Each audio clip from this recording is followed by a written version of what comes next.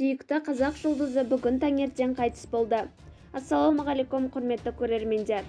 Ең соңғы жаңалықтарды алғашқылар қатарында білгіңіз келсе, бейне астындағы лайк және подписаться таңбаларын басып, бізге жазылыңыз. Жазушы Камил Жүністегі өмірден озды. Ол 27 қаңтарда 84 жасты толтыратын болатын. Жазушы қоғам қайраткері Камил Жүністегі дүниеден өтті. Мұны ақпарат және қоғамдық даму министрлігі растады. Жазушы 1939 жылы шет өңірде Ақсу Аюлы ауылында дүниеге келген. Камил Жүністегі Қазақстан Жазушылар одағының басқарма мүшесі, құрмет орденінің иегері, Қазақстан Республика мәдениет қайраткері, Сәкен Сайфуллин атындағы сыйлықтың иегері.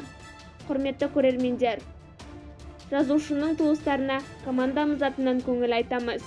Сіздер де бір ғана лайк түймесін басып, комментария жазып, көңіл айтып, хабарды достарыңызға жіберіңіз.